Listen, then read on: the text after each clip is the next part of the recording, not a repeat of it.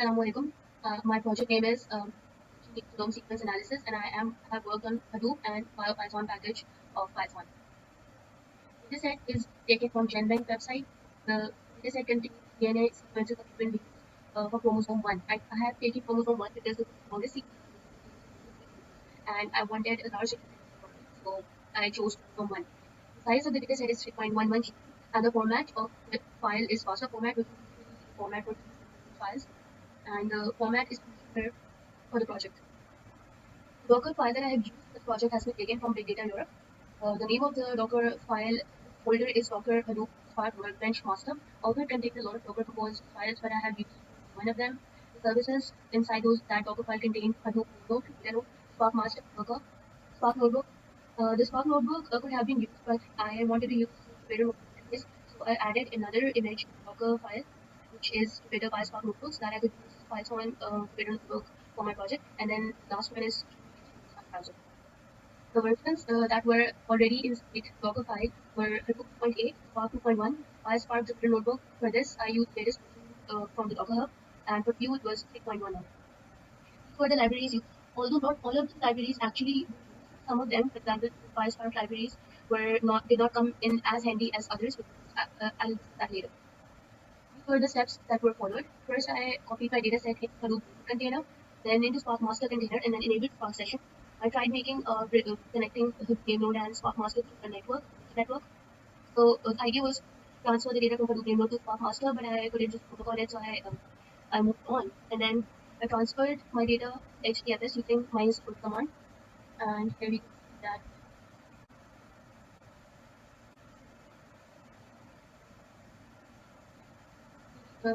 I created this one folder which contains my dataset file in HDFS.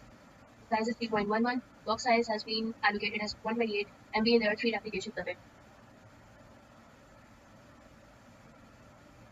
After this, I loaded my dataset into better notebook container, and this is how I have done it. I used IO module, input-output module, Python package. This was the only package that can parse FASTA format files, and I could not find any other module to load or read the FASTA files in Python, so I had to use Python package for it. There was no other method I could find in Spark which could load my dataset into Python, so I had to go with BioPython package. And I converted my dataset into a list, which can be seen on the screen, so that the sequences itself were converted into tuples inside the list. And if I wasn't using this option, the sequences that were created, the dataset file that was loaded in Python was treated as one string for the full sequences. So I had to use this option. Then I printed all the sequences with .id option to already check if the set is working, loaded properly. I printed the length of all the sequences. So this is how I printed the 100 sequence at the 100 index. We have the ID, description, and the sequence itself, which contains a inch. It provides both input and upper. There were a couple of challenges that I faced while converting my dataset into a data frame. Firstly, I tried converting my dataset into from Python, but it memory error. So I tried using Spark SQL to convert list of sequences into a data frame, but again I could not find any command that worked for me because the format that I was following my dataset was FASTA, and there was limited or no resources available that could guide me how to load dataset through Spark in Python.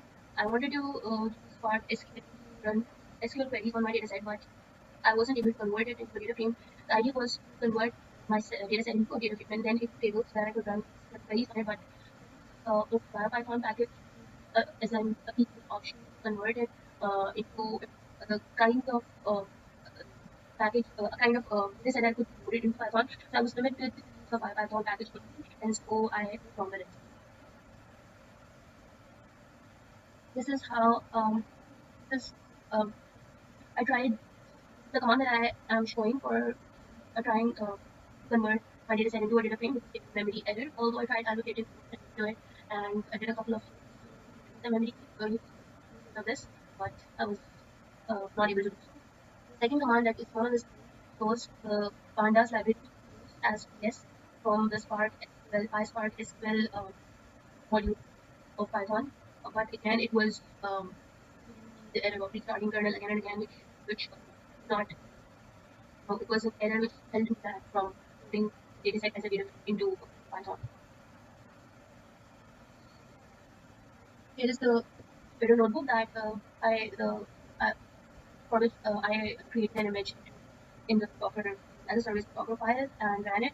So I had to install bio, then imported library, then I used wget command to load my data into Python because I was having problems while doing it because I couldn't figure out how to do my data in the Docker container. So finally, I figured out that we have to use this directory to work. It's already inside the container. I copied my data into this whole directory and used it to parse my data set. This command was treating the whole data set as just a single string. So I used another command which converted the data into this, and you can see it now, which is a list of tuples, and each sequence information is contained inside a tuple item. Keep record is the class of BioPython that is used here, and which limits the fact that I can use commands that are available inside the record class. I have shown the command print id dot id. We can print the information of this. We can print different like this.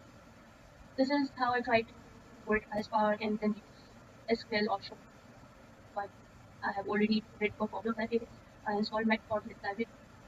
I also tried to size my data into just a couple items and then converted it into a data frame, but still gave memory and stopped me from applying Spark.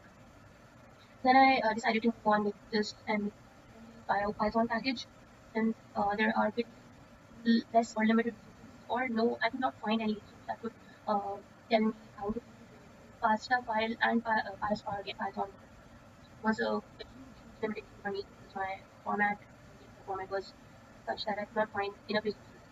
So here I am assigning sequence number 90 the variable for DK1 and printing it out. The type of DK1 is biodata or record. This command is used to assign the DNA sequence and then breaks of the first iteration. So the first record is stored in the here. ID sequence. This 39 sequence is this.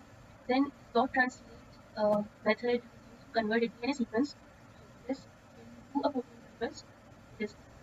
Now we can see that in a DNA sequence we only have A, C, T, and G characters, but in a protein sequence there are different characters involved. So here I printed 700 sequence. We can also edit our sequences by slicing them. And I have used command to print how many nucleotides are there in a particular DNA sequence by printing the length of the DNA. I have used molecular weight to find out the molecular weight inside a particular DNA sequence, because for DNA1, molecular weight is this. Content has been imported. The higher the content, it implies more stable molecule is GNC forming triple hydrogen bonds. So when you apply this method to DNA1 sequence, you find out that DNA1 has 7% of the GC content. After this, I have converted my DNA1 into count and assigned it inside it. For characters A, C, and G, we have the count of them and stored inside a dictionary. After this, I've used and created a bar plot effect on the x-axis the nucleotides, and on the y-axis the count sequence effect. Most occurring is almost with 13 as in the description as well. And after this, we have A and furthermore. So this is converting it into a protein sequence. DNA1. Sequence is also very crucial to find out roles and axes. So also thing. Protein sequences contain amino acids. The amino acids and each one have their own vitality. After this, I have used counter find out the amino acid count in a particular sequence and store them in this variable format amino. So the first one is showing the count. S stands for C, and all the others having different. After this, what I did was I used variable to get a bar plot of the sequences. So I have this star symbol is a stop code which splits and breaks it up. For creating a bar plot, I had to remember it, so I did one, and then I have created this bar plot. On the x-axis, you can see the amino acids, and on the y-axis, the frequency. The highest one is S, which can be there as well, and after this, we have F, and so on. it from the start of it. Apart from it, yeah, I have summed up the values of this dictionary. This is the count of amino acids. So for DNA, for sequence of DNA1, it has 5 amino acids. You can also slice the sequence and find out the first 5 amino acids inside a protein sequence. Also, we can find out the length of a particular protein sequence, length function. So I was trying to create a small session, and I also I also assigned overcommit memory has ended one for it was zero, and then I assigned it one, but it did not work out. So I used command as well, just earlier as well, that I was trying to guess from PySpark.sql to convert my it kept the error restart kernel, so I had to do it.